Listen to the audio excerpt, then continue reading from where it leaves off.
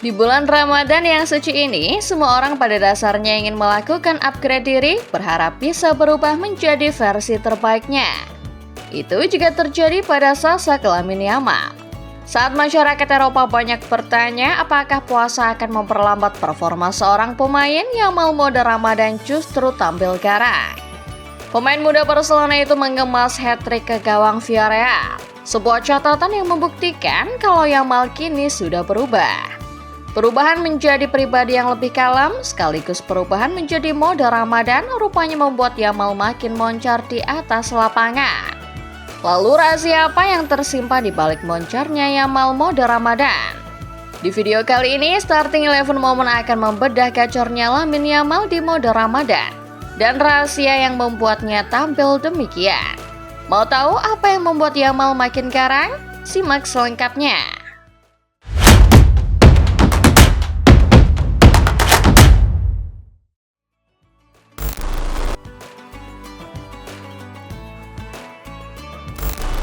Awal musim 2025-2026, Lamine Yamal lekat dengan dua persona.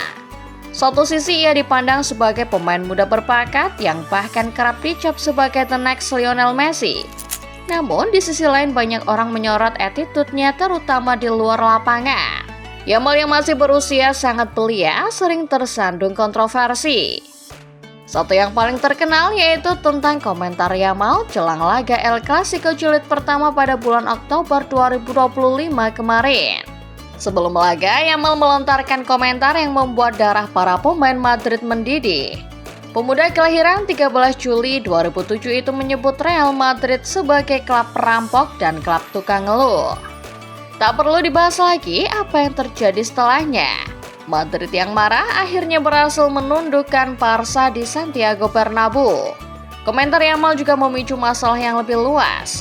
Komentar itu dikabarkan memantik intrik kecil di ruang ganti timnas Spanyol. Mengingat beberapa penggawa Madrid juga merupakan rekan setim Yamal di La Roja. Itu bukan kali pertama Yamal menebar sensasi. Saat pesta ulang tahunnya yang ke-18 pada Juli 2025 lalu, Yamal dikecam gara-gara mengundang pengidap dwarfisme untuk menjadi penghibur. Lebih lanjut, hubungan asmaranya dengan Nicky Nicole juga membuat Yamal dikritik. Karena banyak yang beranggapan hubungan itu membawa pengaruh buruk ke atas lapangan.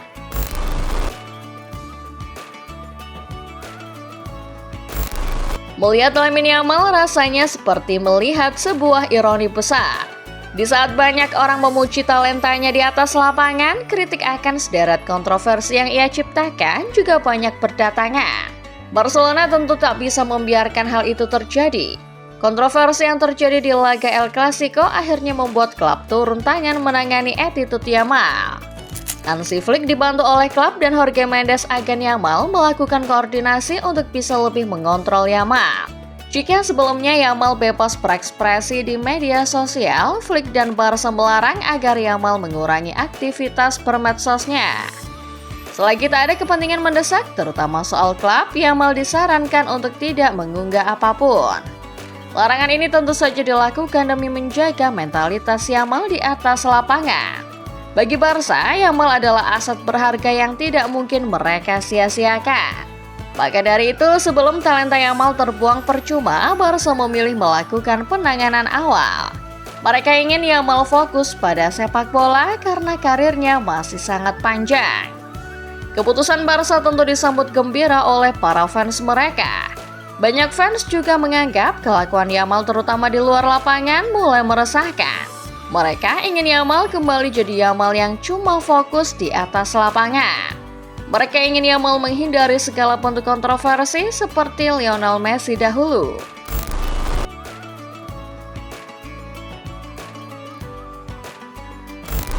Nasihat Hansi Flick dan Barcelona pada akhirnya dituruti oleh Lamine Yamal. Perlahan namun pasti, pemain yang kini meneruskan titah Lionel Messi sebagai pemegang jersey nomor 10 itu berhasil menemukan performa terbaiknya. Yamal pun tampil moncer dengan lesakan hat-trick ke gawang Villarreal dalam lanjutan jornada ke-26 La Liga. Yamal membuka keran gol Barca di menit ke-28, memanfaatkan umpan Fermin Lopez. Pemain 18 tahun itu pun tidak butuh waktu lama untuk kembali ke tarkan jala tim kapal selam kuning. Tembakan melengkungnya dari sisi kiri pertahanan Villarreal kembali berikan mimpi buruk untuk tim yang berbasis di Provinsi Castellón itu. Parade 3 gol Yamal ditutup di babak kedua. Menerima umpan terobosan Pedri, Yamal berhasil menusuk dari sisi kiri pertahanan Villarreal. Ia pun menyelesaikan tugasnya dengan sebuah cungkilan manis ke gawang Luis Junior. 3 gol itu membuat Yamal dinobatkan menjadi man of the match laga di Camp Nou. Selain menjadi man of the match, Yamal juga catatkan rekor pertandingan tersebut. Pemain berdarah Maroko itu menjadi pemain termuda yang mencetak hat-trick di kompetisi La Liga menurut Opta. Ia mengalahkan rekor milik Giovanni Dos Santos dan Santi Mina yang baru cetak hat-trick pertama di usia 19 tahun.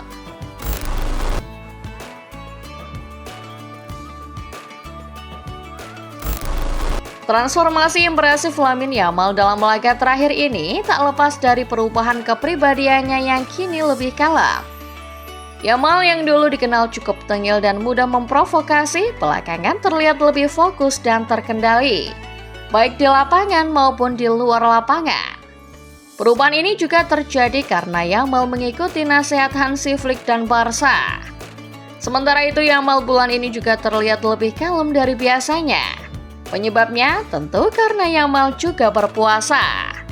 Di Barcelona, demi menjaga asupan nutrisinya tetap terpenuhi, Yamal mendapat perlakuan khusus dari para staf. Di sisi pribadi, bulan Ramadan ini juga membuat Yamal lebih berhati-hati dalam bersikap. Meski banyak orang masih mencap Yamal sebagai anak tengil, faktanya Yamal adalah muslim yang taat. Buktinya di bulan Ramadan ini Yamal tidak mau terganggu dengan hal-hal yang tidak bermanfaat. Bahkan menurut penuturan Pedri, Yamal tidak mendengarkan musik sebagaimana hari biasa di ruang ganti.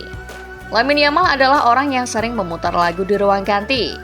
Tapi sekarang dia tidak bisa melakukan itu karena ini bulan Ramadan, kata Pedri yang tampil menjadi bintang tamu bersama Ferran Torres dalam sebuah acara televisi El Hormiguero. Pernyataan ini bisa jadi bukti bahwa Yamal kini sedang fokus di mode Ramadan. Banyak orang beralasan puasa membuat badan lemas. Bahkan karena hal itu ada segelintir orang yang akhirnya memilih tidak berpuasa atau batal puasa di tengah hari. Namun Yamal tidak demikian. Saat ditanya soal puasa, Yamal mengatakan kalau puasa sama sekali tak mengganggu performanya di atas lapangan. Dan Yamal membuktikan ucapannya itu.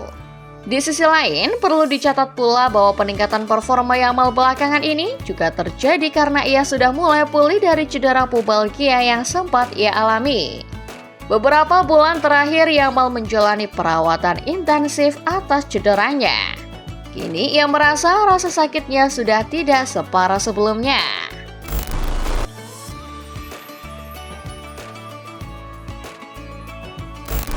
Dampak peningkatan performa Lamine Yamal tentu sangat signifikan buat Barcelona.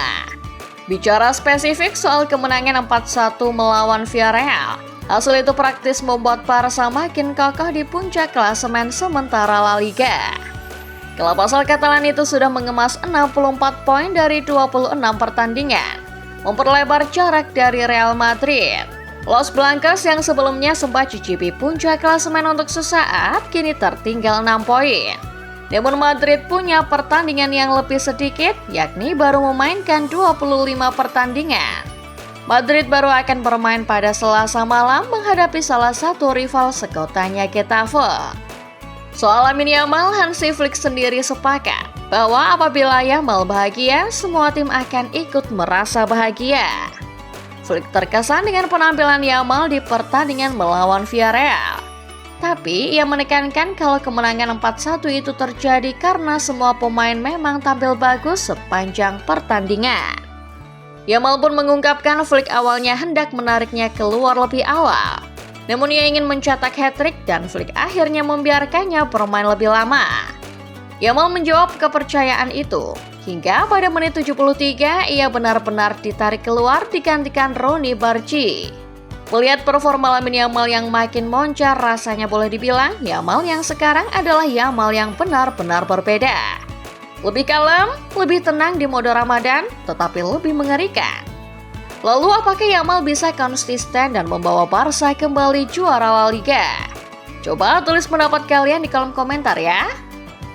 Jangan lupa like videonya kalau kalian suka, subscribe channel Starting 11 Moment dan jangan lupa nyalakan notifikasinya supaya kalian gak ketinggalan setiap update serta bahasan menarik seputar sepak bola lainnya.